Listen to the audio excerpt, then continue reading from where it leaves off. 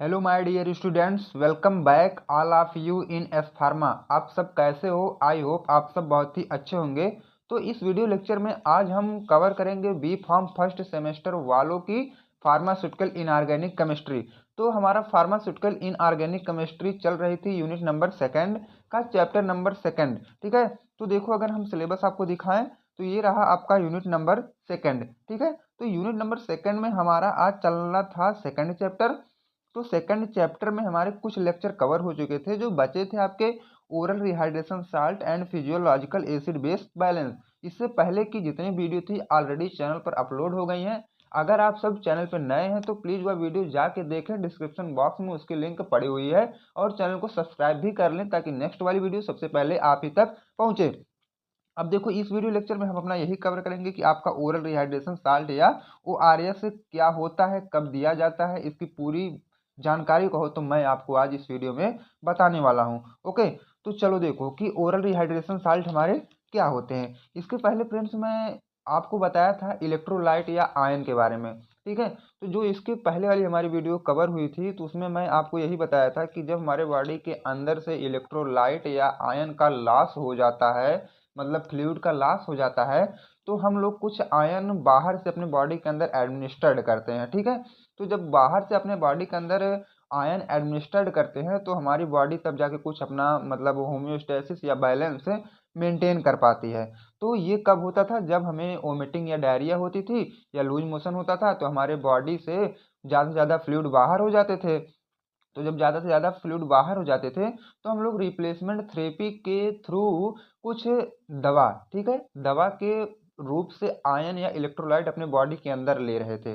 तो हमारी बॉडी तब जाके उसको कवर कर रही थी।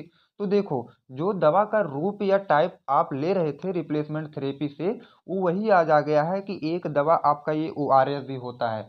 ORS में भर भर के आयन प्रेजेंट होते हैं जो हमारे बॉडी को फिर मतलब पहले जैसे मेंटेन बना देते हैं।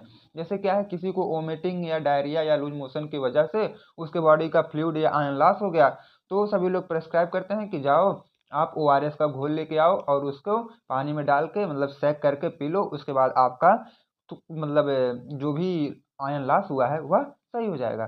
तो कहीं ना कहीं ये रिप्लेसमेंट थेरेपी में भी काम आता है हमारा ORS। अब यही पढ़ो कि ORS आपका होता क्या है। ORS is given to the patient to prevent or treat fluid loss. अब देखो, हम लोग ORS कब देंगे? ORS हमें कब देना है? Patient to prevent or treat fluid loss due to excess vomiting और डायरिया।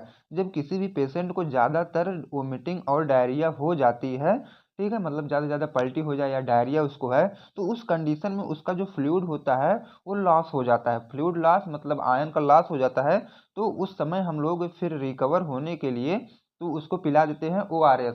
तो ORS में हमारे प्रेजेंट होते हैं आयन, तो वही आयन फिर से उसके बॉडी को मतलब एडजस्ट कर लेते हैं, कहो तो फिर हमारी बॉडी वहीं पे मेंटेन हो जाती है। ठीक है, तो दूसरी पॉइंट देखो क्या है, ORS contain necessary basic nutrient in the form of ion. अब हमारे ORS में होते हैं प्रेजेंट आयन। ठीक है, देखो जैसे कि मैं रिप्लेसमेंट थेरेपी में बताया था, जैसे सोडियम रिप्लेसमेंट थेरेपी, क्लोराइड की, पोटेशियम की, साइट्रेट की। तो इतने एलिमेंट या आयन जो हैं हमारे ORS में ही प्रेजेंट होते हैं। तो अगर रिप्लेसमेंट थेरेपी में आप ORS का यूज करते हो तो ये सारी चीज़ें तुरंत आपके बॉडी के अंदर एडमिनिस्टर्ड हो जाएंगी। जो भी आयन लॉस हुआ होगा तुरंत आपका वो रिकवर कर लेगा। तो अच्छा रास्ता या सजेस्ट आप किसी को करो तो यही ORS सजेस्ट कर दो, मतलब आप ORS पीजिए, आपका जो भी आयरन लॉस होगा सही हो जाएगा। क्योंकि ORS में हमारे सोडियम प्रेजेंट है, क्लोराइड प्रेजेंट है, पोटेशियम प्रेजेंट है, देन साइट्रेट भी प्रेजेंट है। ओके, अब देखो मैं अगर इसकी कंपोजिशन की बात करूं, ये तो क्या कि आपका ओवरव्यू था कि हाँ इतने इतने चीज प्रेजेंट होते हैं। अब कितने अमाउंट में कौन चीज प्रेजेंट होती है आप उसको देखो। तो हमारा जो ORS का कंपोजिशन था मैं उसको बताने वाला हूँ WHO और यूनिसेफ के अकॉर्डिंग। जो कंपोजिशन WHO ने दिया और यूनिसेफ ने दिया, मैं आज वही उसी की बात करूंगा। The composition of ORS are set by, ये जो कंपोजिशन है ना ORS का, उसको कौन सेट किया था? WHO एंड यूनिसेफ, दो लोग उसको मिल के इसके कंपोजिशन को सेट किए। अब इसका कंपोजिशन आप लोग देख लो। Composition, amount, ions, concentration. ठीक है, NaCl का अमाउंट कितना रहेगा? 2.6। इसमें आयन मतलब Na पे सिंगल चार्ज, ठीक है। कंसंट्रेशन इसका होगा 75 mg, ओके। अब देखो KCl मतलब पोटेशियम क्लोराइड, अब देखो इसका अमाउंट आपका 1.5 रहेगा और आयन K प्लस होंगे और कंसंट्रेशन 20 mm होगा, ओके। अब ट्राई सोडियम साइट्रेट है जिसका अमाउंट 2.9 है और आयन साइट्रेट मिलेंगे और कंसंट्रेशन इसका है 65 mm। ग्लूकोज आपका कितना है 13.5, अगर इसके अमाउंट की बात करूँ तो 13.5 है और आयंस इसमें होते हैं ग्लूकोज और कंसंट्रेशन इसका होता है 10 mm, ठीक है। वाटर 1 लीटर और आयंस इसमें मिनरल्स और ये 75 ml इसका कंसंट्रेशन होता है। तो आई होप आप लोग कंपोजिशन पढ़ चुके होंगे। तो ये फ्रेंड्स इसका कंपोजिशन ही आता है 2 नंबर का, बहुत ही इंपॉर्टेंट, ये बार बार एग्जाम में पूछा जाता है कि ORS का कंपोजिशन लिखो according to WHO and UNICEF. तो आप लोग यही इतना मतलब फ्लो चार्ट या ये जो चार्ट मैं बनाया हूँ आपके सामने, आप लोग इसको जरूर लिख के आइएगा। टोटल नंबर आपको 2 नंबर का है वो आपको तुरंत मिल जाएगा। अब देखो अगर इसकी एडमिनिस्ट्रेशन की बात करें तो इसका हम लोग एडमिनिस्ट्रेशन कैसे करवाते हैं। Patient are suggested to drink ORS at regular आप हो 1/2 या 1 आवर।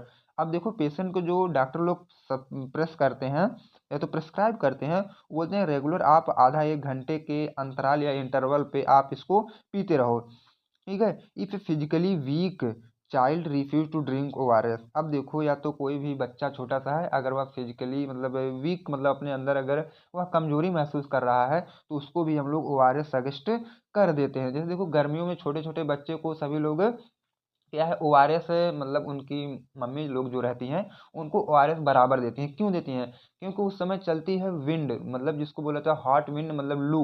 लू की वजह से हमारे बॉडी के अंदर जो आयन होता है वो लॉस होने लगता है, तो बच्चे के ऊपर ज़्यादा इफेक्ट करता है।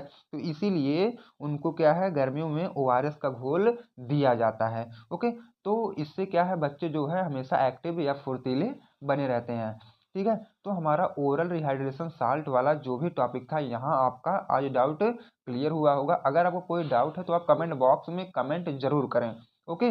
तो मैं जो नेक्स्ट वाली वीडियो लेके आऊँगा वो रहेगा हमारा फिजियोलॉजिकल एसिड बेस बैलेंस, ये क्या होता है, उसके बाद ये चैप्टर आपका एंड हो जाएगा।